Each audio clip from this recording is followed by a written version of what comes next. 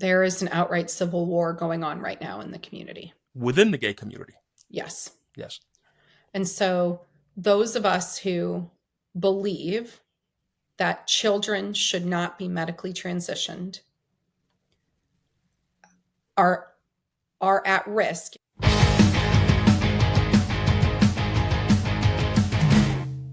Hey everybody, how you doing? Welcome back to the Another Nobody Show with me, your host, Travis Myers. Today we have what I'm going to call a rather important guest. All right, her name is Jamie Reed, and she was a whistleblower at the Washington University Transgender Clinic in St. Louis, Missouri. And her testimony actually got that clinic closed down. And she witnessed all sorts of uh, atrocities that took place there, and she continues to fight the good fight for just children all over the nation. But don't listen to me. Let's get with Jamie and hear it right from her. Hey, everybody. How you doing? And welcome back to the Another Nobody Show with me, your favorite nobody, Travis Myers. Today we got a really interesting woman, and I think so anyway, named Jamie Reed, who was a whistleblower at the Washington University Transgender Clinic in St. Louis, Missouri. And before I start telling her story, we're going to let her introduce herself. Jamie, how you doing? I'm doing great. Thank you so much for having me today. Oh, thanks for being had. You are to me not only a very interesting woman, an incredibly brave woman. Okay, and what you've done, I don't know how many people know your story, but I definitely had to get it out because I remember reading about you in the newspaper. I don't know, 2 years ago now. Was it 2023? Probably, yep. When you first felt that you had to act and act against, I guess I'm going to say act against the university hospital, the St. Louis Children's Hospital that you were employed at, correct? Yes. Yes, correct. Yeah, so I am a whistleblower. I Yeah. actually have legal whistleblower status from the Missouri Attorney General. So I worked at Washington University School of Medicine, and we ran a pediatric gender center that was located inside St. Louis Children's Hospital. And if you know Missouri at all, this is one of the best places you're going to take your kid if they're sick. So if they're in a car accident or if you've got childhood cancer, this is where you want to take your kid. So it's a Mm. really prestigious hospital. I worked there for almost 5 years, 4.5 years, and I worked as a case manager. And I did finish my master's degree while I was working there in clinical research. And I worked with kids who at the time we called these transgender kids. So kids who were basically saying, I kids that were maybe born a boy and said, I feel like I'm a girl, or born a girl saying they feel like they were a boy. And at first, I was a true believer. I thought we were doing the right thing. I thought we had scientific evidence behind us. And as I started getting deeper and deeper into what we were doing, and the longer I was there, I just became to feel like this was one of the gravest medical ethics scandals of our time. Yes. I ended up I still needed my job, so I tried to transfer to a different division within the hospital setting. The biggest part of my job that I really kind of needed is I have 5 kids, and Yes. the university guaranteed that they would get college tuition because I'd worked there for so long. Um, but I ended up becoming a whistleblower. I filed a formal affidavit with the Missouri Attorney General's office, and I basically just told the story of what I'd seen and all the patients that I'd seen over my time there. And I took my story to a, a journalist who used to work for the New York Times. Her name is Barry Weiss, and she started this I know publication Barry called the White, Free. sure. Yeah, she Yes. called she started this publication called the Free Press. So they published my first person account, and honestly, I thought a couple hundred people would read it. I thought maybe it would impact, local St. Louis, and it it just completely broke open the conversation about what people had been thinking about in terms of these kids and what pediatric gender medicine even meant. Mm. And a lot of people kind of say like I literally like fell from the sky. Like I didn't realize how much of this had already been in the public conversation, and there was already this huge dialogue about it, and there was already a lot of arguments about it. And when that story broke, it really went viral. Within about 6 months, my state passed a law banning all of these things with kids. So puberty blockers, cross-sex hormone surgeries were banned within 6 months. And since then, I basically haven't stopped. I travel around the United States testifying wherever I can for more laws to pass on behalf of, these kids and these families getting actual, true, good medical care. Yes. And something just to back it up a little bit, all right? Because this is your story and where you started. But what our listeners may not know, okay, is about your personal life. So I'm going to get a little personal here. Yeah. Okay, is that although you are a whistleblower, and again, I don't want to say against transgender children, but against the hospitals, that the clinic that was, Yes. we're going to get very deep into how ugly all of this got, so I don't want to jump ahead there. But you yourself, you just mentioned that you're the mother of 5, but you are also a lesbian who is married to a transgender person who currently is detransitioning, correct? Yes. So, yeah, I guess one of, what I want to paint here for our listeners is that there was the transgender community did not have a stronger ally than you to yeah, begin with. yes. I mean, I took the job because I am kind of been lifelong in the LGBTQIA, however we call it now, Yes. community. I was working with kids. I was working with young people who were HIV positive before I started this job. I had a long history of working, with those who are HIV positive. Um, yeah, I mean, I came out as a lesbian in high school. I was at an all girls Catholic high school. Mm-hmm. Um, and yes, my spouse was trans identified at the time. So was a woman who was identifying as a man for almost 13 years, was on testosterone for years. Um, about in a year and a half after my story broke, she has detransitioned and is no longer taking testosterone and is trying to kind of see what she can do to bring her life back as a Mm-hmm. woman. But yeah, I lifelong lefty liberal. I truly believe that this was the right thing to Correct. do. Yeah, and the Yeah, reason I want to bring that forward again is that never in your life was this something that you would have been opposed to begin with. In fact, you were very much for it to begin with. absolutely. It Yes. was yeah, it was totally. I was an advocate. I thought that this was the right thing to do for these kids and these families. I thought it was the right medical pathway. I thought it was helping Yes. these kids. Yeah. Yeah, and I could, I can see it and I can believe it. Yeah.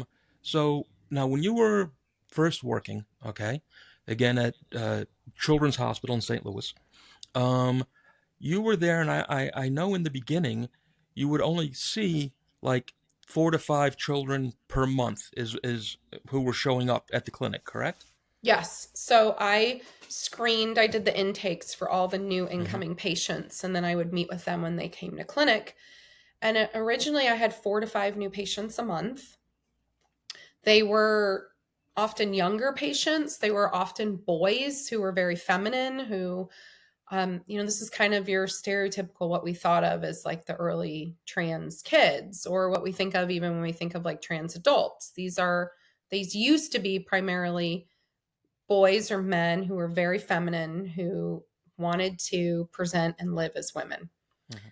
And then it shifted shifted in such a radical way. By the time I left, 4.5 years later, I was screening 40 to 60 new patients per month. It just exploded. It was a giant jump, yes. Oh, it exploded. And the kids that were coming towards the end, they were adolescents, they were teen girls Yes.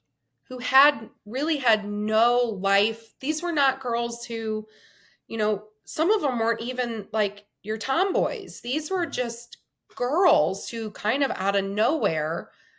in their teen years, just, and in a lot of turmoil, were just demanding and saying, I'm really a trans boy. I need this. I want this medicine like right now. Give it to me Mhm. right now. Well, I had read, and I don't know what the truth is, but something that I had read that the gender dysphoria in girls and women, okay, went up something like 4,000%, okay, within like a 5-year period. Yeah. It It just like you said, like you just said, it exploded. It came out of it nowhere. exploded. And Yeah, here's the thing. You don't have to be a data scientist. You don't have to even right. be trained in what I'm trained in to go, wait a minute, what just happened? Yeah, Why? Why did this just happen? Anybody with a good basis in common sense is going to at least pause for a minute and say, what just happened? What's going on? We need to figure out what's going on here. right. And unfortunately, in the medical community, that didn't happen. No. So what's interesting is the medical community has slowly come to realize that they can't ignore that exploding number anymore. But what they then try to say is things like, oh, well, you know, these kids always existed. They just weren't, they didn't have the environment where it was safe to come out. Yes. But they also say at the same time that these kids are also being bullied and they have poor mental health because the environment's really negative. So logically speaking, the reason why this number of kids exploded, the hypothesis put forward is just, oh, you know, there's always been this huge number of trans kids, we just didn't hear about them. It just doesn't line up logically with. I mean, myself again, I can't see those numbers. 4,000%. You know, if it doubled, if it went up 100%, but 4,000% is just insane to me. And then when we know too, and I don't want to get ahead of our conversation at all, but how much of this may or may not be, you know, a social contagion, which we have seen time and time again. I remember in my time in the 70s when I was very young, um, uh, uh, help me out with the eating disorder that was Oh, uh, anorexia. Oh yeah. anorexia Yeah. was wildly popular, you know. Absolutely. Then later in the 90s came the time when girls were cutting themselves all the Yep. time, you know. And again, it always seemed to be girls. This was a girls thing, you know. And then a little bit later, you know, in my children's time, became the thing where they all had Tourette's and Oh tics yeah. and Yes. silly Yeah. things like this, which when you watch them, because they would put them up on social media, it was obviously phony, Yeah. you Yeah. know? And the thing is, though, with these things, nobody's true, well, other than anorexia, nobody's truly harmed. But if somebody with anorexia goes to the doctor, they tell you have a burger. They Yeah. don't remove your breasts, Yes. Yes. right? Yeah. So you bring up a couple really important things. So yes, we know social contagions have existed since time immortal. They've always Yes. existed. We're social creatures. We hang out with one another. We pick Mm-hmm. up things. But there's so many other elements of our lives that we know have social connections. So somebody getting divorced. Sometimes you see more divorce spread in friend groups, or getting Yes. married, or Yes. somebody getting proposed to. You even see smoking, like rates of how we would smoke. And, you know, if your friend group smokes, there's more likelihood that you're a smoker too. I even think of things like car seat usage. Yes. So, you know, we socially pressure each other into doing stuff like this. You know, you go with a friend, and I have a bunch of kids. You go to put your kids in the car, and if you don't have one of those booster seats now until they're 12, your friend's going to say something, you know, oh, they're Yes. supposed to be in a car seat till they're as tall as I am. I mean, but social pressures really do exist. And what's so, you know, it's just, again, common sense in teen girls is teen girls are really clued into what's going on in their social group.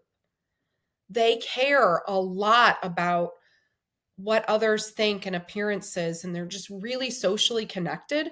And it's not that boys aren't socially connected either, but boys do, you know, boys do riskier some riskier things, like, the peer pressure you see in the boys is at the skateboarding park. Like, I'm going to, Sure. try to do this thing that I can't do and break my wrist, not take on necessarily a trans identity.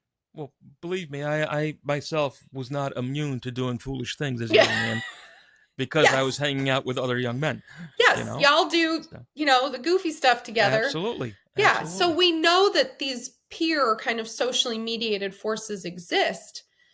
But what we saw this explosion of is it went from like nobody knew or had ever heard of a trans kid to like I can't have a conversation now without somebody knowing that their grandkid is non-binary Yes. or their friends, two Well, friends that's over is trans. since we're on this like social contagion, social part of the conversation now too.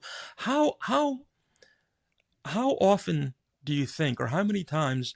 Not only is it, God, I hate to demean it, but somewhat of a fashion statement, if you will. But how often do you find it, or in your opinion, that it was perpetuated by the parents also?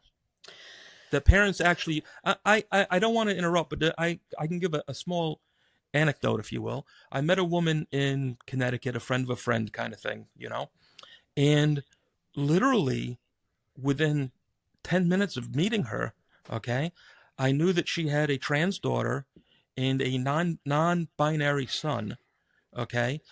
Something mathematically that is probably impossible to Yeah. fall into one family, okay? And she was not only proud of it, rather than being distressed over it, that my son or daughter is going through something that's probably going to make them miserable. She wasn't not only proud of it, she was glowing about it. She was thrilled to tell me this information and to share this information because I believe she felt it made her interesting. Yes. So, I mean, statistically speaking, I believe that most of the parents that were coming to the center where I worked at truly were just worried that their kid was in distress. Sure. But there was definitely maybe 20, 30% of these parents who also took this on, that it gave them some element of social cred also. Yes. And that they also were buying into this in a way that was promoting it with their kids. Well, 20 or 30% is a very large number. It is. And Yes.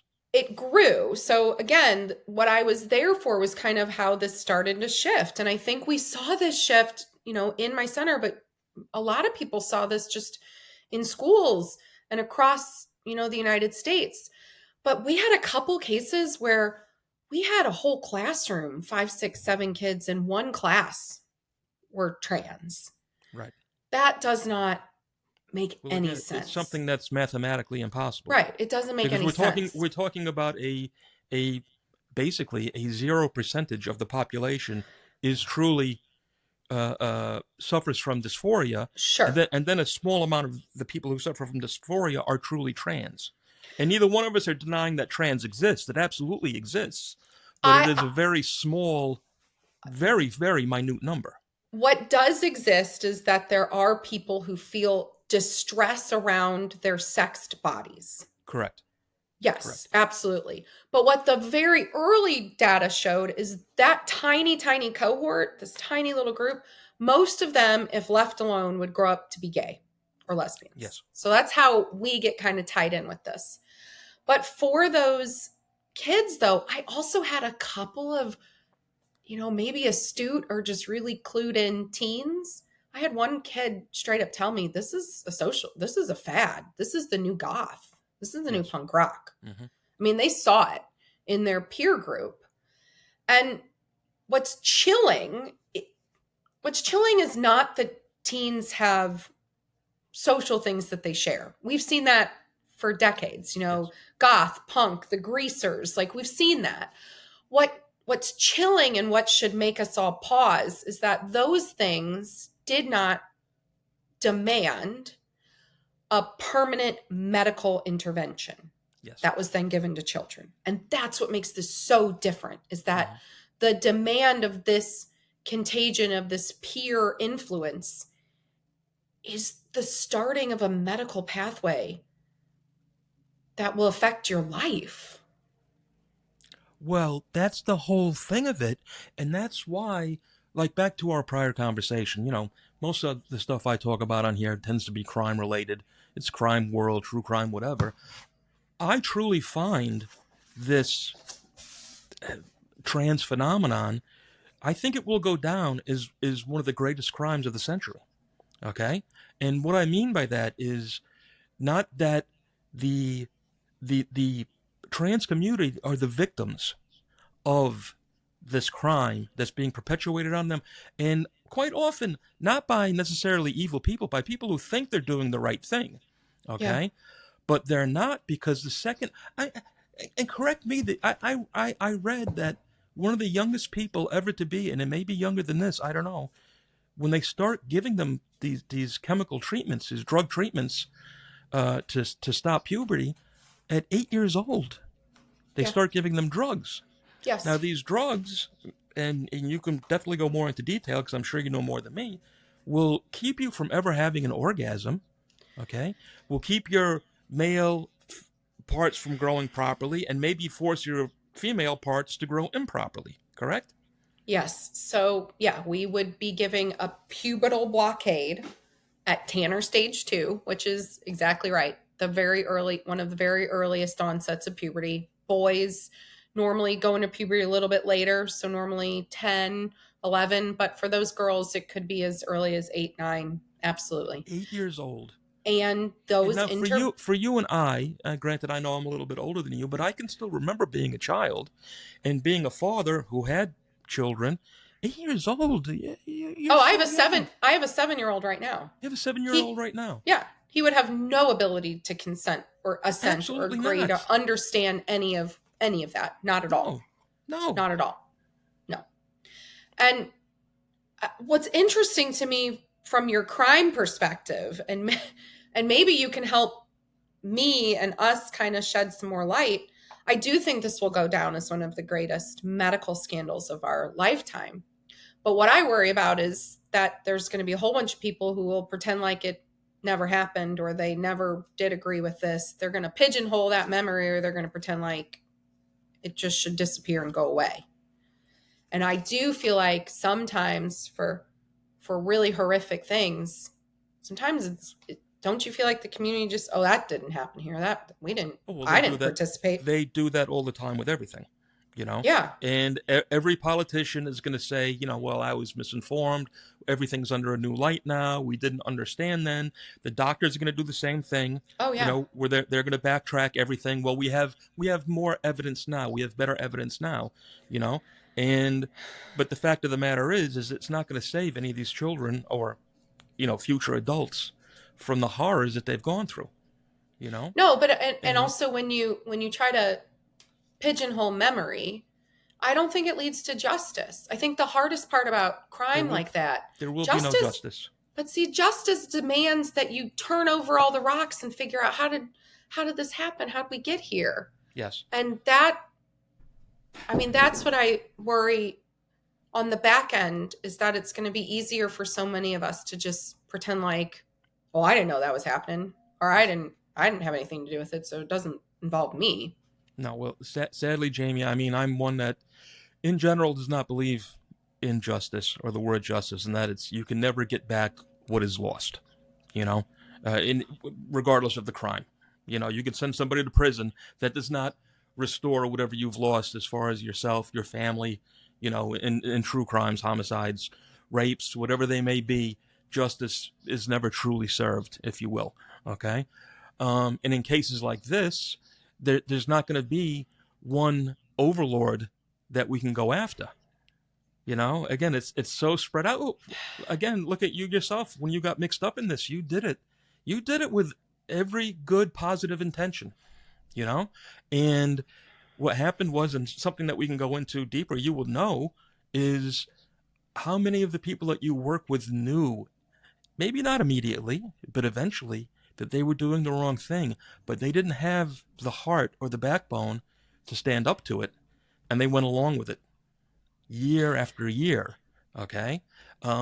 Sometimes because they simply don't want to be involved They're afraid. They don't want to lose their job. Like you said, you don't want to lose your kid's college, and believe me, I understand that. I absolutely understand that. You don't want to lose your pension, etc. But you give into it, and the next thing you know, you literally have hundreds of people giving into it, and it just becomes stronger. The fear becomes the strength. It They lose does. it all together. It does. And you're right. I mean, I worked with a whole team. And what's so hard for me is we had so many of these internal debates, and they knew, it was not that I wasn't raising these concerns all the way along. As soon as I started to think this isn't right, this isn't lining up, I started saying, help me understand, explain this to me. I don't get how this is guideline. I don't get how this is medical ethics. And every time I would push back, there is this whole kind of group of people who they don't want the squeaky wheel. Yes. I'm just here to do my job. Yes. Let's not dig into this too much. My part's done. They didn't want to challenge or question or dig into that level. And that's tough for me, because sometimes, I wasn't the only one. I had a couple coworkers who would raise concerns with me and talk through this, but I was the only one that was willing to take it all the way and go public and take it out till the end. Yeah. Well, in a situation like this too, and on this particular part of it, it's not just at work either. I mean, somebody like yourself, you had to come home and deal with your spouse with this. Yeah, and who may have, I don't know, may have been very much opposed to what you were doing at the time. Were you supported or not? No, was very well. It's tough because one of the things that my spouse started to also recognize was that she was being hurt, like medically speaking. Absolutely. giving somebody high doses of the wrong sex hormones, it does take a toll on the body, adult or kid. The side effects, the long-term impacts can be really hard. And she was starting to see that. And what would be challenging is then I would say, from kind of a medical standpoint, this is because of the high dose of testosterone you're injecting. Sure. And I have a medical study that I can show you that proves that this is what's going on for you. And I think a lot of people just want to bury their head in the sand and not look at, because part of it becomes taking, some element of responsibility too. We're responsible for some part of our own health and our own decisions. But once it took a really long time. There was, we were really good co-parents and we worked together to take care of our kids, but no, it eventually degraded the relationship. Right. Yeah. I'm sorry to hear that, but now things are better, correct? She published her own story of her own detransition, and she did talk about how, even as an adult, she was not given really good care. Right. She was just, basically you say you're trans and they're just like, okay, you're trans. What are the drugs you want? Yeah. I just want to see, for any age, people be treated with a lot more dignity and evidence-based medicine. And what we know for kids is they can't consent to this. They can't at all. At all. They can't understand what they're agreeing to, and they cannot understand what's going to happen to them for the rest of their lives. Kids don't even understand fertility. When I would ask some of these teens, do you want to have kids when you're older? Oh, no, I don't want to have kids. And then they'd say things like, and if I do, I'll just adopt. Adoption's super easy, and oh yeah, I can just get a kid if I want one. They didn't know what they were talking about. They're kids. No, of course not. Well, again, back to when we were just talking about children a minute ago, I know for myself, and for my son, and for every man I ever knew, we weren't interested in girls at 10 years old. No. We weren't. No, you're not supposed to be. Just be a kid. We weren't. But that's what we're talking about here. You're talking about taking drugs that are going to forever change you. Yes. Okay, change your sexuality, no matter what you truly are or aren't, or what, it makes no difference, because you will be permanently changed and permanently damaged when you are not even yourself yet. In Yeah. fact, let's back that up just a little bit, because we started and we kind of went off on a little tangent there. If you could describe for our listeners more some of the effects of these drugs that were prescribed at the clinic, and what they do to children, both boys and girls, and how they permanently disfigure them, not only physically, but, all on the insides. Nothing will ever work again the Yeah. way nature intended it to work. Yeah. So, I mean, it gets a little bit graphic, but when you give a puberty blocker to a young boy, his penis is never going to grow and develop. His testicles will never fully grow and develop. You can actually stop it so that they don't even develop the pathways to make sperm. There's just no growth. You just Right. stop all of that kind of right in its tracks. What we know a little bit more now, but we don't even have great data on, is what does that do for the developing brain? So in our brains, we kind of go through all of these processes of, we make more connections, then we disappear some of those connections and make more connections. When we're stopping that development in these kids right at these crucial moments in time, there's some there's some studies now to show we might be actually reducing IQ and some issues with learning, long-term learning. So we would put these kids in a puberty blocker, and then when they reached kind of the age where their peers were starting to fully develop more, we would put them on what we would call cross sex hormones. Really, it's just the wrong sex hormones, either testosterone for the girls or estrogen and progestin for the boys. And what that would force the body then to do is to develop the secondary sex characteristics of the other sex. But the thing about all of this is nobody can ever actually change their sex. Correct.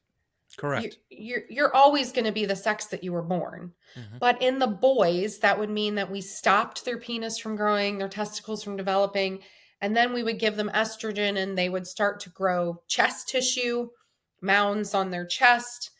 Their skin would change. It would move where the fat sits in the body. So men tend to have fat kind of in the abdomen. It would move it to the hips and the thighs. In the girls that we put on testosterone, they would start to grow a beard. Some of these things are what these kids thought that they wanted. The things that they didn't want, that they didn't think all the way through, though, too, is these hormones really do have an impact on the whole system. So we would be seeing girls would put on weight, their cholesterol would get bad, their blood chemistries would look different. Um, it it kind of destroys their genital area, their vaginal canal. The areas that are supposed to be developing in one way would be developing in another. And and I had read, I don't mean to interrupt you, but I had read or watched or heard, and you, being the medical professional here, can confirm this, that there was a case, if not dozens of cases, where the vaginal walls became so thin they literally basically deteriorated, where they would rupture because there wasn't yeah, enough yeah. meat to hold them together. I don't know what the right terminology would be, but they weren't strong enough, and they would actually physically fail without sex or anything. Well, the cases that we did see, and these are the cases where I'm working there and things like this happen and I'm going, how are we not realizing we're hurting kids? But we had a kid call, a girl we had put on testosterone. She had sex for the first time, and she called us and she said she was bleeding real bad. So the nurse said, put on a pad, maybe it's a period. Mm-hmm. Give us a call back in an hour if you're still bleeding. She called us back 20, 30 minutes at the most. And she said, I bled through the pad. I bled through my underwear. I bled through my blue jeans. I bled through the towel that I wrapped around my waist. And I'm soaking blood in my comforter. Mm-hmm. What do I do? And it's at that moment you're like, oh, this is a true medical emergency. She ended up coming into the children's hospital emergency room, and she went in for emergency surgery because exactly what happened. We had degraded her vaginal wall tissues so much with the testosterone because those areas need estrogen, because girls, Yes. these bodies were developed for the hormones that our bodies produce. And she had a huge laceration. She had to go into emergency surgery. And we had at least one other case. I don't think it went all the way to surgery, but had similar issues. But above that, even if it didn't get that bad, we were giving teenage girls sometimes gel estrogen to put in their vagina as if they were 60-year-old women in menopause. Yes. Because we had so messed up the hormones that their bodies needed at that time to develop. And the thing that this gets at is that what we now know is that if you put a boy on a puberty blocker and then cross-sex hormones, we are essentially rendering them permanently infertile. Yes. We are taking away any possibility of their fertility when they are young kids. And ethically speaking, one of the questions I came to realize is, do we even have the legal right to sterilize children in this country? I thought that was something we did, a long time ago, that we realized you can't do that. You can't just sterilize a whole bunch of kids. Yes. Well, that's when the first thing I ever read about you, and I don't know if it was in the New York Post or the Times or wherever it was, you had said something about it being the most morally and medically appalling situation. I think I'm quoting you fairly closely, yes. right there. Yeah, you are. That you had ever imagined or had ever seen. Yeah. Because we're sterilizing kids. We're permanently disrupting their developing bodies. We are potentially removing any sexual function from children for the rest of their lives. Correct. Okay, so we're doing all these things in the name of... And then as much as we all know as individuals, how much sex, okay, drives all of us to some extent. Sex is important to everybody, okay? It's important to any primary relationship. And I'm not talking about what sex you are. I mean, your sexuality, okay? Yes. To remove an 8, 10, 12, 15-year-old's chance of ever having an orgasm in their life, well, where do you expect them to land at 25 or 30? It's morally corrupt. But it's morally corrupt, though, that we have the audacity to think that we can do that to children. Absolutely. And there was no good evidence to back this up. And so here's the thing that gets medically complicated. Just so I want the public to understand a little bit, at least, that there are these really, really rare circumstances where we do impact a child's developing fertility. If you are dying of a bone cancer, if you have childhood cancer and you are dying, and we have to give you chemotherapies that could potentially rob you of your lifelong fertility, we only do that because because we know if we don't do this today, you will be dead tomorrow. And what got so mixed up in all this is everybody will say things like, this kind of care is life-saving for trans kids. There is no evidence that shows that if you don't do this to a child, they will then die of an organic disease. There's nothing that proves that at all. The only thing that they lean on is that there's this higher risk of suicide, as if we don't know how to address suicidal thoughts in people. We do. And so it got all mixed up in this other kind of medical realm where, yes, sometimes we impact these things for children, but we only do that in the very, very, very rare circumstance where we absolutely have to save their life. Yes. Now, I'd like to make a point on that, but let's take a break real quick. Okay. And then we're going to come back and we'll talk particularly about suicide and not only the realities of it, but the constant threats made by the medical world about it. Okay? All right, Sounds good. everybody, hang out for 1 second and we'll be right back with Jamie Reed. This is a 2024 American Eagle gold coin, which I bought along with several others last year. I'm very happy to report that its value has gone up over 40% in the first year. See, I was encouraged to buy some gold by a financial advisor friend who suggested I be more diversified with my investments. She said gold and silver was a very safe place to park some money, as well as a good hedge against inflation. So I took her advice, and all I can say is I wish I had bought more, as it's been so very, very good to us so far.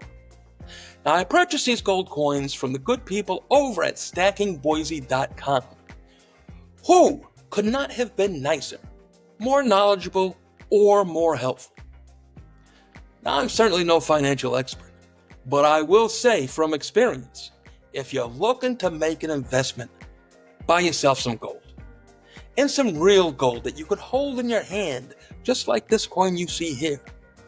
And if you do, then do like I did and get with the good folks over at stackingboise.com. I'm telling you, they're good people, they took good care of me, and they'll take good care of you. Again, that's stackingboise.com. And hey, tell them Travis sent you.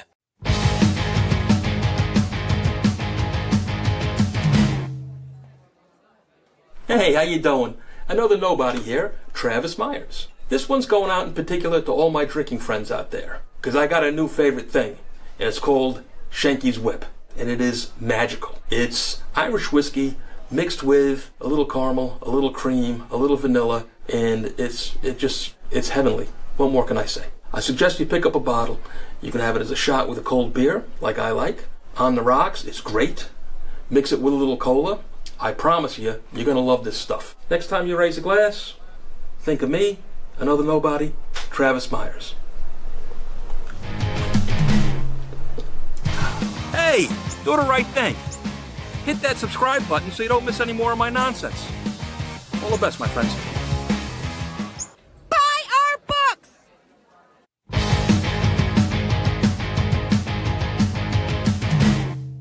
Hey, everybody, welcome back. And so, Jamie, where were we? We're going to talk about suicides, Yep. correct? Yep. And with that, I know one of the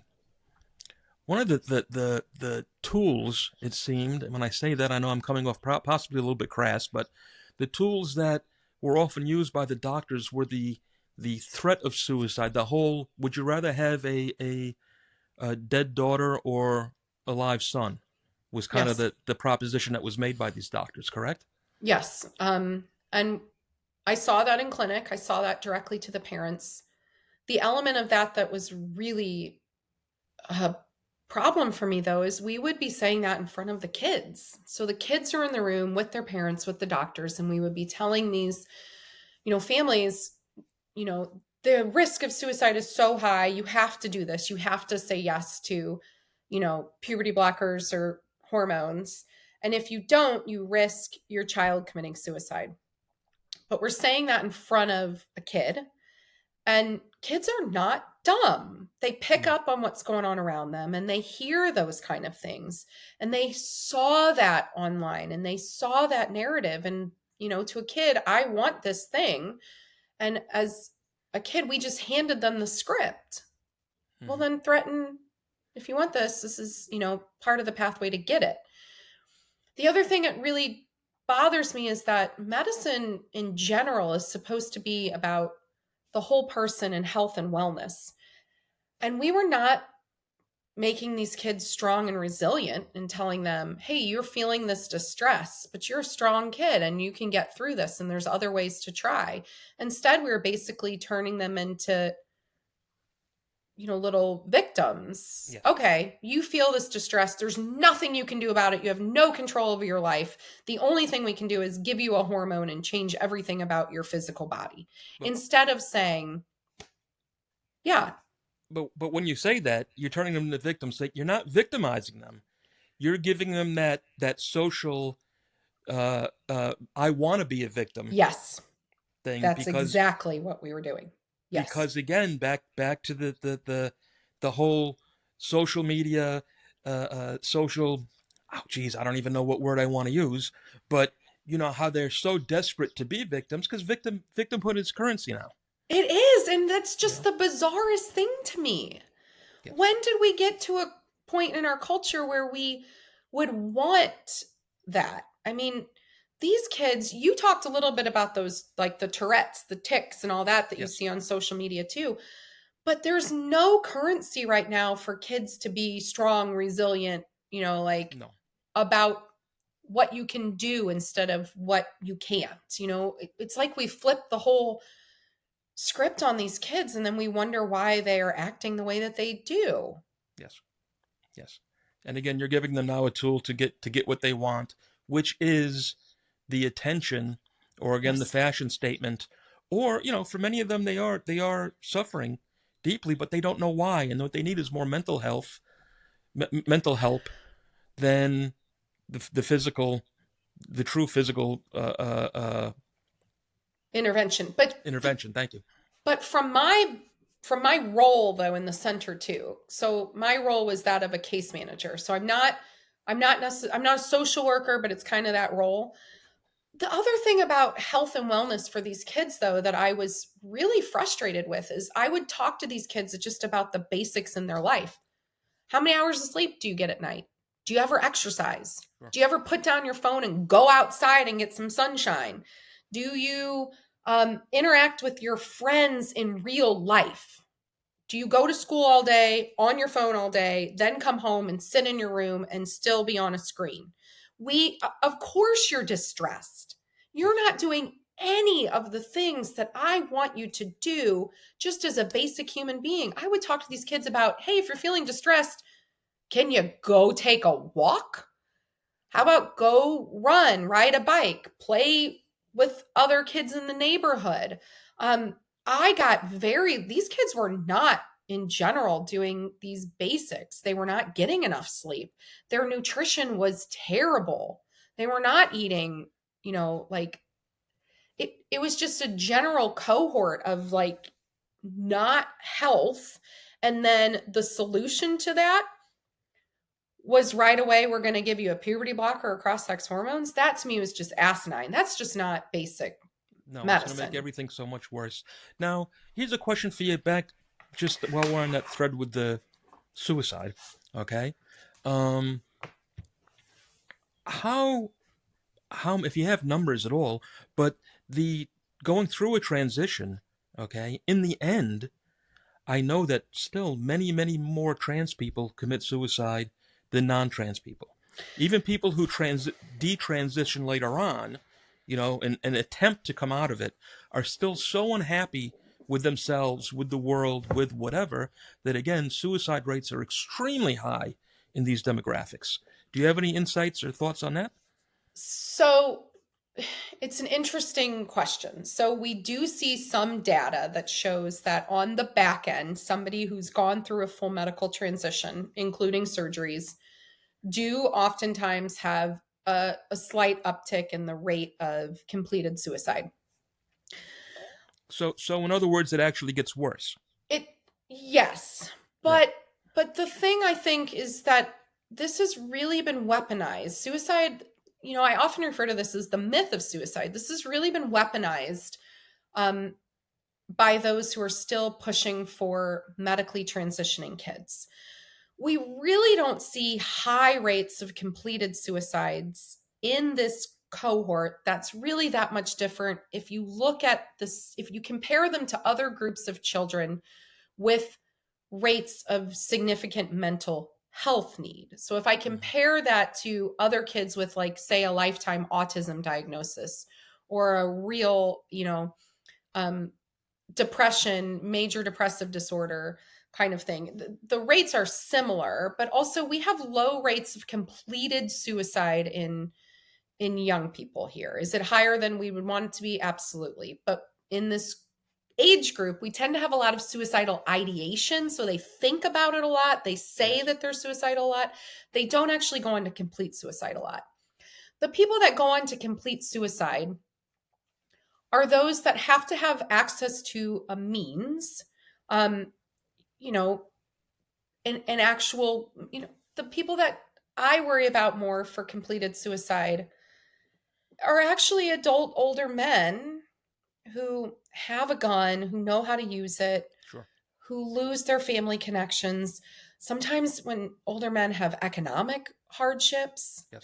they're the pressure to be the breadwinner and they lose their job. That's actually if I think about who would I be the most concerned about in our society about who actually is going to complete a suicide, it's that group. Right. And that group is ignored and we're never talking talked about. And here we're talking about average straight Yeah. men. Yes. Yeah. Who are Often at the end of their lives and have nothing left to live for, and as far as they're concerned. Yeah, but that But hurts rate, me that because rate is still, oh, absolutely. But that rate is higher than the teenager yes, who's going to kill themselves because they can't get an operation. right. I mean, you just don't see it. They just don't complete suicide. Right. They don't, it's not that it never happens, but it's very rare. And then And most likely because it is a higher rate than your, for lack of a better word, average normal teenager. Okay. And that is because, again, we're talking about people who in general are mentally ill. yes, they have there's So they're mentally ill to begin with. Correct. But also we don't know what comes first because we also see high rates of trauma and family dysfunction. Correct. And so I see a lot of, they were physically or sexually abused. They might be in foster care. Their family is dysfunctional. And let's talk about that a little bit, because from my understanding too, okay, I think it's something like 30 to 35%, over a third of these trans kids are diagnosed as autistic. Right now, correct? Yes, absolutely. About a third or over a third. Huge rates. And then there's also a giant number, especially of girls, though, boys too, but especially girls, who have been sexually assaulted as young girls.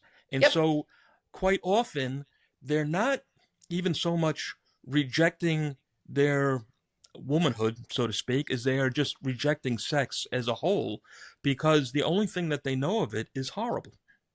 Oh, yeah. And then if you couple that with the high rates of porn consumption, and I mean, we think about these as the pathways in. What are the pathways that somebody could come to have a trans identification?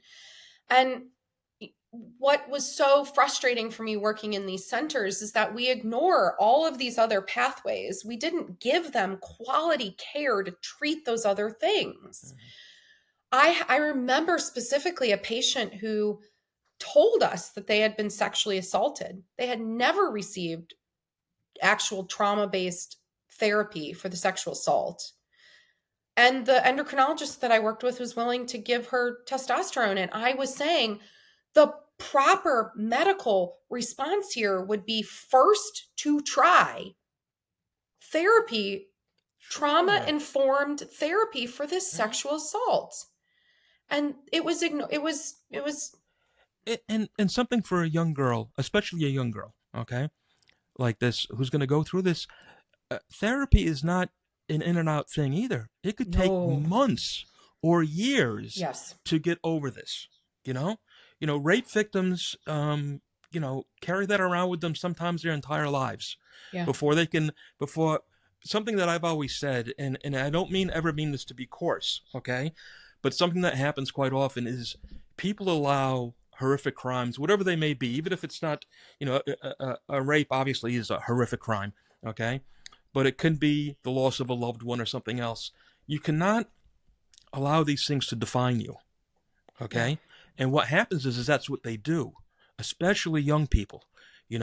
They stigmatize themselves, as, well, I am a rape victim. That's all I am. That's all I'm ever going to be. I'm useless. I'm worthless, and they may internalize it. They may just vomit it onto everybody that they come across, But regardless, what they need is help. They need therapy. They need to know it's not their fault. They need to know that they can be loved. And if they find the right partner, life could be perfectly normal, you know? But for some of these kids, we're then also tell them you can become a boy, Sure. and Well, then you especially when they're running. right, They're trying to escape their life, right. and you're going to show them a nice, shiny new life. Yes. It's the You can shiny become a object thing. whole new person. You can Exactly. be transformed into a new thing. Yes. And that's just not, it's not possible, but it's just also not the right way to care for children. Mhm. We have to acknowledge these harms. Honestly, one of the things that I wish that we could take out of this whole conversation in the end is we do have a problem with kids, still experiencing trauma and sexual assault. We need to address that. Are we seeking pathways to get that to stop? And instead, we're changing these kids' bodies and telling them they can turn into boys. Yes. Yeah. No, you're handing them a fantasy, Yeah. that is only going to end in tears, sadly. So, Yeah. how much of this now, when it comes to doctors, nurses, administrators, there is, they're supposed to be doing the whole do no harm thing, okay? And again, I think I don't want this to do that we're just beating up on doctors here, okay? Even though we are, all right? Is that, they're supposed to be doing this, do no harm thing, but they're kind of skipping the watch and wait window there. Oh, yeah. They're jumping right over it, and how in the world can you give somebody drugs so quickly and or recommend surgery so quickly without figuring out what's wrong with these things? And it seems to me that there's a lot of emotional manipulation that goes on, okay, with the medical establishment to make this go through. Now, how much of this do you think is, again, forgive my street vernacular here, but just a money grab? In other words, there's an industry that's been built on it, not only because the doctors are going to make X number of thousands per surgery, they're able to sell so much drug, so big pharma loves this, because big pharma is going to cash in for the rest of your life, young lady and or young man. Yeah. And these surgeries, which are still, in my mind, fairly experimental and actually just bizarro to me, when I see these things about removing a woman's entire forearm, well, not her forearm, all the skin, to create a fake penis, which you're going to have to be on drugs the rest of your life to keep your body from rejecting it. I'm sorry, please explain this to me and to us, because I can't fit it in my head. So two things there. So you have this double-edged sword where it's a moneymaker, but it's also an ideology, and it becomes a belief system that I am truly on the right side of history. I'm the ideological right, and everybody else who doesn't agree with me is wrong. Yes. So you have that coupled up. There are some organizations now in our country that are making a killing off of this. So not to get too political in the weeds here, but Planned Parenthood, when we saw that Supreme Court and they lost a lot of money. And now Planned Parenthood and across the United States is one of the biggest purveyors. They sell, they give out, they do one of the largest, their new money stream is testosterone. Yes. So you can go in, spend about 30 minutes, and you can come out with a prescription for testosterone. So yeah, this is making money for a lot of people. The surgery makes the most money. These surgeries are not good. The outcomes are very poor. I don't know, 70% have complications for vaginoplasties, which is used to be taking the penis and trying to invert it and create a pseudo vagina out of it. What you just kind of referenced to is called a phalloplasty. It doesn't just take the skin of the forearm. It actually is taking most of the vascular system. It goes quite deep into the forearm to the point where this itself becomes a lifelong wound, the forearm. And it's not you can't let's just be real. You can't make a penis out of a forearm. No. Like some of these surgeries developed out of a last ditch effort, when you had men in the trenches having, body parts blown off, Mm-hmm. yeah, we tried to come up with ways to make, to like medically intervene and help people, but it was never intended to create a functional body system. The phalloplasty creates a tube within a tube of this forearm skin. They try to extend the urethra so that one of these things these people seek often is to pee standing up. It's a cultural thing. Mm-hmm.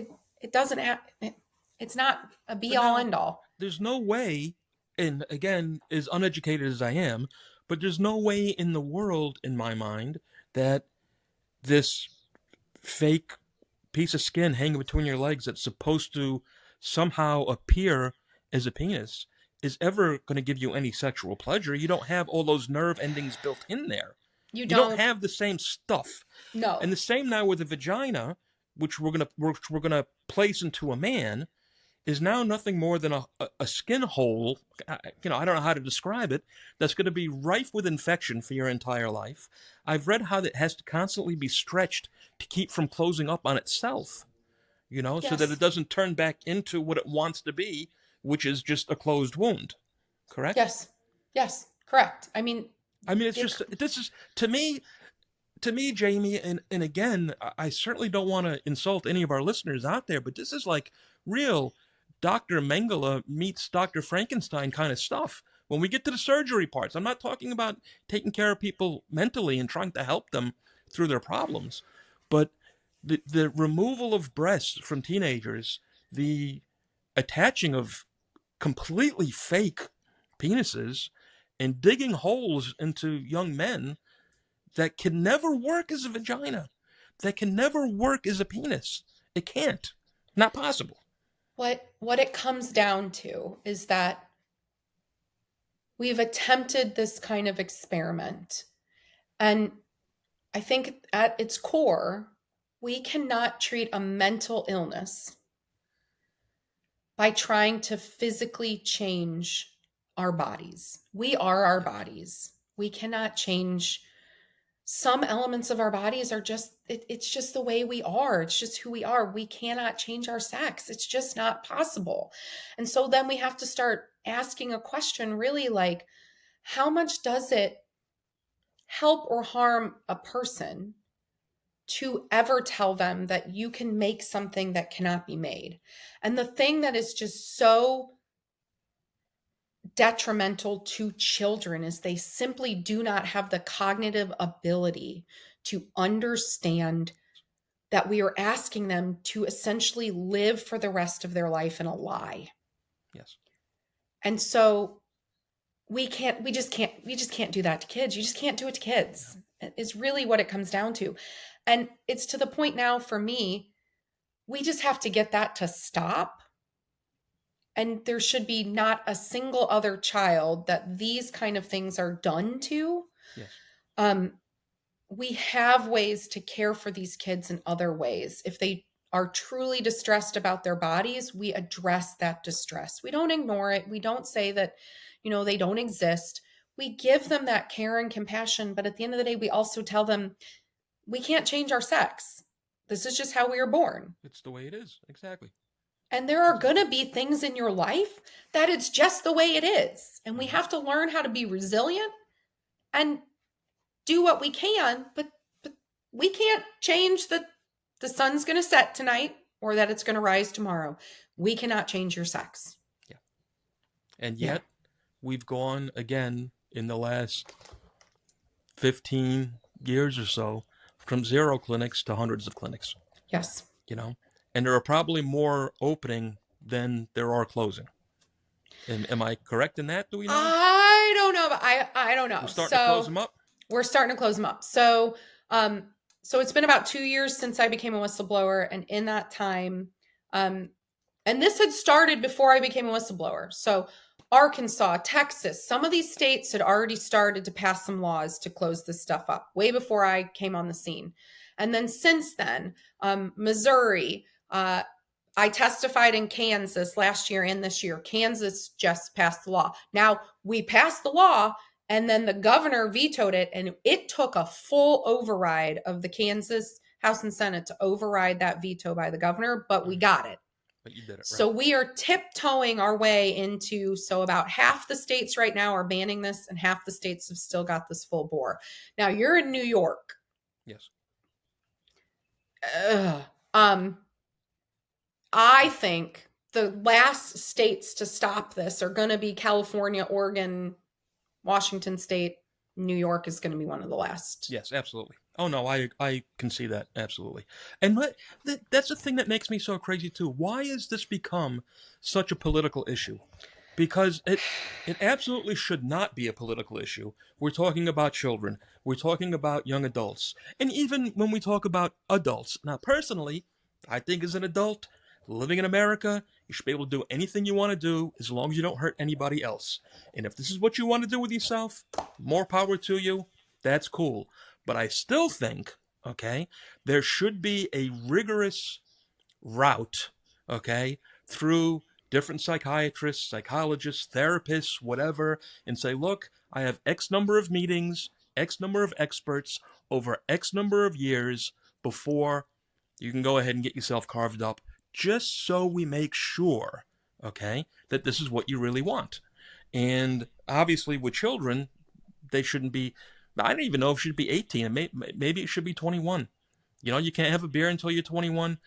You can't get yourself cut up until you're 21. I don't know what the rules are or should be, you know, but certainly not teenagers or children. But Absolutely. Again, my question though, why have we gotten so political with this? It's really disheartening that we have.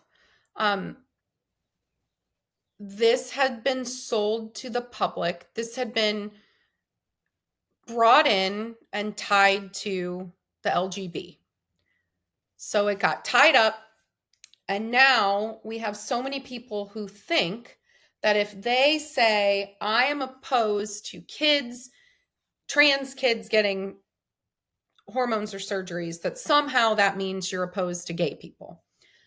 A whole bunch of gay people know that that's not the case at all. We know it's divided up. We know that it's separate things. We know that has nothing to do with one another. You know, to be just a gay adult, I don't need any medication. I don't need any surgeries. I'm just a gay adult. It got so tied up in this. And I think so many people, when they look back at early gay rights, they think, we messed up, didn't we? You know, I think there's a lot of feeling like people might feel like they were on the wrong side with gay rights, and now they don't want to be on the wrong side again. So they think that trans is the new gay rights. It's not. And we are so stuck trying to pull this apart and getting the public to understand that these are not the same things. This is not the new civil rights movement. But activists have been very good at getting these things all convoluted and twisted and made this conversation much more complicated than it needs to be. Right. You can't sex change a kid. Pretty simple. Yeah. It's not political. It shouldn't be. And yet here we are in one of the biggest fights politically that I've ever seen. Sometimes it almost comes down to, I mean, politically here, well, it's all around the world now. Politics has just gone completely insane over the last 20 plus years. But it seems almost like this is in particular on the left. And for myself, I'm fiercely independent, and I try to remain as independent as possible from so much of this nonsense, because it's just stupid nonsense that doesn't get anything right from the right and the left. Sure. Okay? But it seems particularly on the left, though, that there's almost a never-ending revolution that whatever it is, if it wasn't women's rights, then it was gay rights, then it was civil rights, you know, for whatever racial thing is, and you had the, you know, be it BLM or Antifa or whatever. It doesn't matter, because whatever ends today or becomes passé, quite often nothing has been won, okay? But it's now passé, because this is going to be the new thing that we're all going to jump on.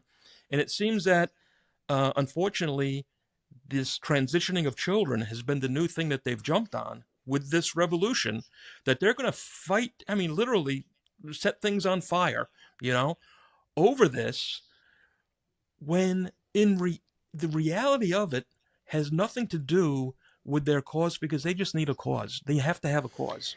And so they're there because this is the current revolution. Tomorrow it's going to be something else. And already we've seen how they abandon these kids, because there's many of them who have become quite famous now, who have detransitioned, Yes. and they're mad at them for detransitioning. Yes. They send them hate mail and death threats for detransitioning, for leaving the movement. It's not a movement. It's an individual's life. Yeah. But what a detransitioner calls out is that, the catchphrase used to be like, trans is it's innate, it never changes. Well, when you have detransitioners who are saying this was the wrong thing for me, you hurt me, well, first of all, it shows that it does change, and it can be wrong, and it can be misdiagnosed or misconsidered. I'm an old school lefty, and I am really torn by this, because I do totally see that element of, we're always looking for the next, what's the next progressive thing? What's the next mantle to take on? But there's still part of me, as kind of a Democrat, who thinks that it used to be the party of science, evidence, of asking, let's ask for a study, let's ask for a research study. Like, it kind of was that kind of part of the mechanism. I want to go back to some of those elements. That's the part of like the lefty in me that I still want to see, that we were, we argued we were the party of science. Well, the science is telling us we need to stop doing this to kids. And so I'd like to think that we would take that on. I think our political system right now is in one of the most topsy-turvy times I have ever seen. I don't know up and from down. Yeah. I mean, we've got the Republican parties are the ones talking about food dyes in the Fruit Loops. That used to be the granola moms in California. Yes. So it's like, where this all is going to land, I have no idea. It has made for some very strange bedfellows. It does. It really has, It does. What I love about this, though, there is this element where I love that we could get back to classical values, which is that we can agree to disagree. We can debate. Sure. I can go to the fence line with my neighbor and have a conversation, know that we're on a totally different political spectrum, but we can still hang out and share a hot dog at the end of the day. I mean, if we can get society back to that, yes, that would be one of the positives that could come out of this. I agree. And I quite often say that when we're talking about crime stuff, or cop detective stuff, okay? It really is not about guilt or innocence. It should always be about the truth. Oh, yeah. You see?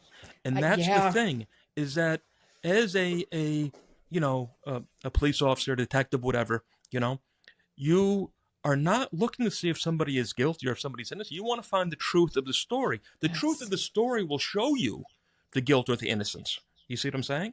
Oh, and yeah. Quite often there's even a reason to be guilty, if that makes sense to you, okay? But here it's just become so, it's funny, because it's become so binary, to use a new word, where either it's always black and, with the left now, it's always black and white, right or wrong, good or evil. If you're not on my side, you're evil and you must be destroyed, period. And we're probably going to get some kind of mail over our discussion here, because how dare we question, what's going on?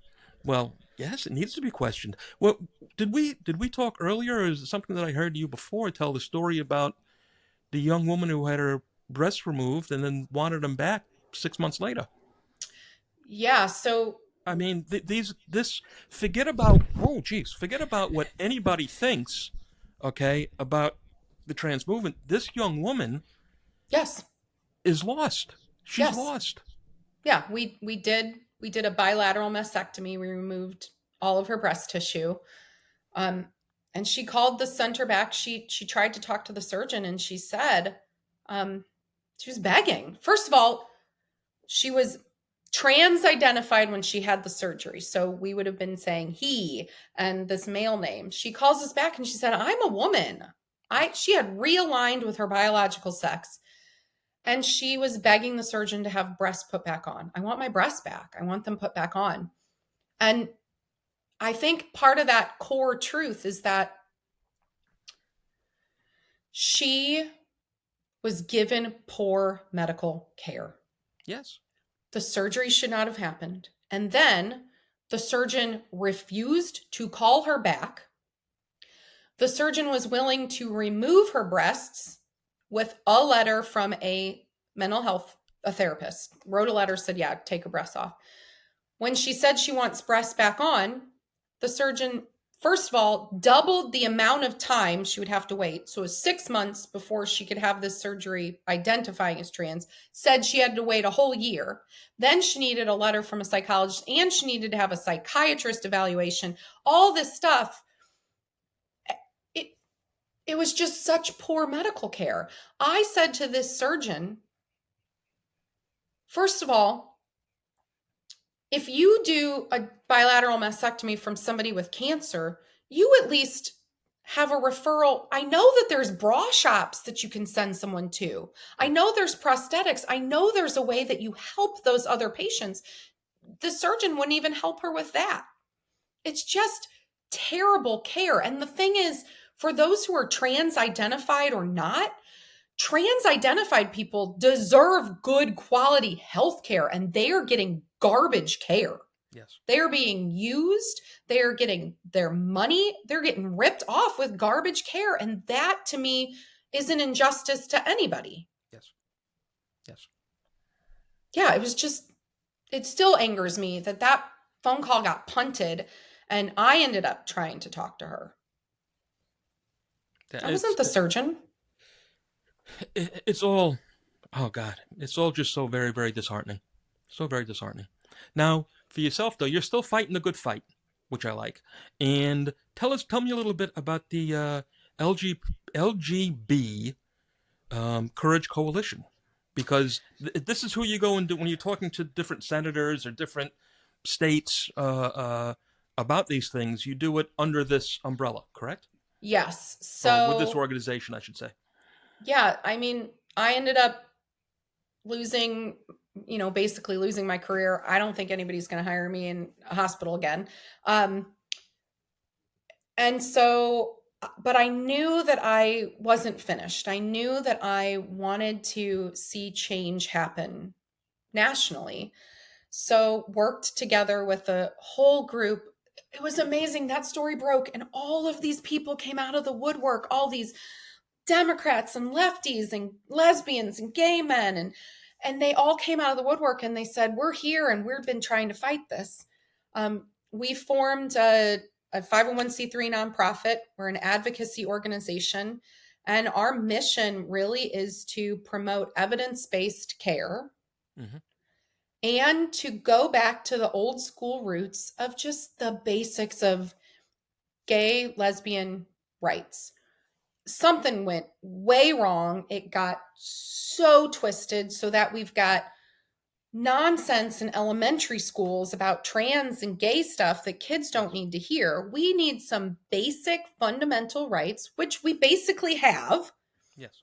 The right to get married. I can have a job. I can adopt my kids. I can live my life. I can buy my house. This is all we need. Gay and lesbians we didn't need all this other. We do not need a flag in front of every single elementary school in the United States. Yes. But what we've seen, and so we started this organization to advocate in these states for bans against puberty blockers, cross-sex hormones, and surgeries. And then also to make sure that there's not a backlash against basic fundamental gay rights. Because trans super overstepped. Have you found that a lot? Because here's an interesting thing too. Just I'll touch two notes real quick, all right? And let you go back to it. So one was, you mentioned a flag in front of everything. The gay flag had been around for quite some time. You know, the pride flag, right? And then it was changed, then it was changed again, and then it was changed. There's probably like 6 or 8 different pride flags now, okay? Which kind of distorts and waters down the whole thing, because in the end, it's a rainbow flag. It's supposed to represent everybody. End of story. Okay? But then have you also found, that's just kind of one point you could talk about, but also have you found or felt in the gay community as a whole that there has been a backlash, or have things gotten harder because all of this trans talk has gotten so angry, you know, and outright vicious, and from both sides. This is not a right against left or left against right. It's just all the way around. It's gotten very, very aggressive. Has this affected the gay community as a whole? I'm going to say yes, but I'd like to hear it from you. There is an outright civil war going on right now in the community. Within the gay community? Yes. Yes. And so those of us who believe that children should not be medically transitioned are at risk. If you voice that opinion, you will be essentially ostracized and thrown out of the orgs that are supposed to represent us. So GLAAD, HRC, Lambda Legal. If you read any media about this, you're going to see that they're going to keep tying the LGB with trans. And that means that for those of us who want to stand up for kids, we have to work together. Because if we don't, you are ostracized, you are canceled. Cancel culture still exists. I can tell you story after story. Lesbians who say that they don't agree with kids getting medically transitioned being thrown out of the lesbian barbershop while they're getting their hair cut. Yes. Canceled as contractors for, off of the LGBT website pages. You will get canceled, silenced, shut up from within the community. And there is no tolerance of viewpoint diversity on this. Now, that is slowly changing.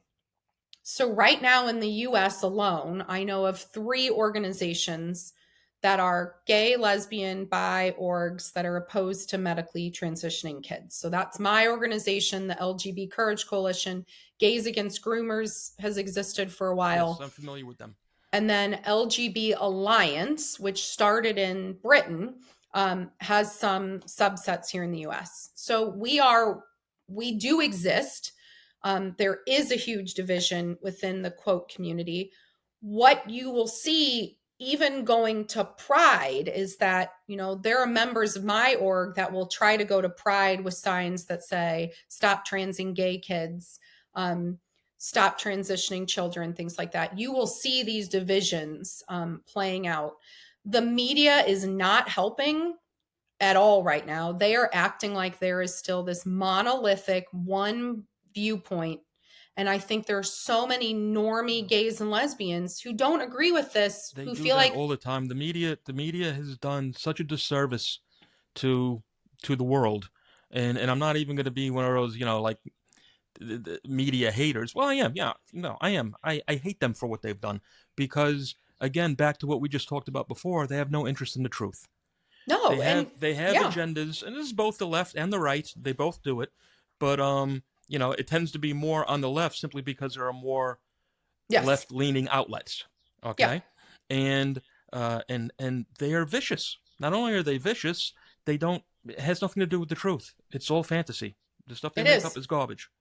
But then it leaves a whole lot of normie gays and lesbians who think that they're alone in their view and that they have to stay silent and that they can't speak up. Mm-hmm. And the reason why we called ourselves the Courage Coalition is because one of the biggest things that you have to do to just be willing to speak up on this, especially if you're gay or lesbian, is to just be courageous and know you are facing, I know people who will try to go to a gay bar, and once you are known as being opposed to this, you will get thrown out. They won't serve you. Yes. I believe it. And so, that's one of the biggest things that we are kind of working on, is helping the normie gays and lesbians who get it at a core have a place to land and go and know you're not alone. Yeah. You're not alone. It's almost funny. Normie gays and lesbians. I mean, it takes all the fun out of it, doesn't it? I mean, yeah. I'm not gonna. Yeah. No, It's I funny. mean, I'll tell you a little story. All right. I have a very dear friend. Okay, who's a drag queen. All right. He's a regular gay guy. He's been with his partner forever. And when I say regular, he's a normie gay guy. yeah. You know, and he's a very popular drag queen in New York. Yeah. Right. A showman. Anyway, we were talking years ago, and he just made me laugh so much because he had said that it wasn't fun being gay anymore. I'm like, what do you mean? He says, well, we used to have our own bars and our own clubs. We'd have these little tea parties on a Sunday where we'd all get together. It was a really tight community. And he related it kind of like to a punk rock world where we were the outsiders. We were the cool kids. And now that it's become so accepted after gay marriage, after everything else, now that there's no hurdles to jump, the community has dissolved. And he's an older guy now. You know, he's at least 60 by now, you know, if not 65. He says, but the community is dissolved in that we don't have to stick together. And so now we don't. You see? Yeah, I see that. The other element that's so interesting is when the alphabet expanded. So when it went from LGB, when we add in the T, when that Q got thrown in there, I see a lot of actual straight people claiming that they're queer. To tell you the truth, Jan, I'm still trying to figure out what Q is because Q was always gay. It was just another word for gay. Well, it was a for me. slur. I mean, it was for a slur long time. For gay, yeah, but it was gay. You know. Yes, and but actually, now, in all reality, it just means odd or different, is what it means. Yes. But to be queer, if you call somebody a queer, you were calling them gay. You were calling them a fag. You know, is what you were saying. And now it's been accepted as a word, but I'm still not quite sure what you're supposed to be. Sometimes when I'm joking around, we refer to those people as spicy straights. Spicy straights. Okay. I mean, because part of what your friend was getting at was true. There was this element of, you know, the rebel, the cool kid, you know, we were different. And that became what people wanted to be. And so I do think that a lot of this non-binary queerness is people taking on this idea that you can opt into being gay. And it's challenging. And the other thing that your friend was right about with the community, I remember being, 20 something years ago, when you stepped foot into that gay bar, you were outing yourself. It meant something. Exactly. And you could go and meet other people to date or to know that now you walk into places like that, it's all straight people. Yeah. And I do think there's an element of that where the gay teens, I feel for the gay young people these days because it took an ounce of bravery, but it also meant something when you crossed that threshold and you knew that you didn't have to jump through all that to explain who you are. It meant you were outing yourself by just doing that. And we don't have those things anymore. Used to be even the tucking in the bandana in like a back pocket. Like there used to be these signifiers so we could find each other. So much has changed. Well, I'm going to, we'll wrap it up a little bit here now. But what I'm going to say is that for you, okay, maybe you found the new torch to bear in that the true bravery is being a normie, if you will. I agree 100%. Yes. And you, my dear, are a very brave, very strong, very heroic woman for stepping forward the way that you have, because it did cost you your job, it cost you your career. Okay. Yeah. And listeners understand this, whether you agree with what Jamie and I are talking about today or not, or even if you're not understanding it, which I could understand how a lot of people could still just be lost and really not know what the hell we're talking about. Okay. But what you have done, Jamie, is just tremendous. And I can't give you enough praise for taking it on when nobody else would. Okay. Thank you for that. And And I mean it. I'm not saying it to stroke Yeah. you at all. I truly mean it. What you did is tremendous. Okay. And I'm sure, man, there were many times that you didn't know what you were doing. Man, did I make a mistake? What have I done to myself? When people are writing you terrible things and canceling you, and again, not collecting a paycheck, etc., and keep fighting the good fight. And I'm proud to sit with you today.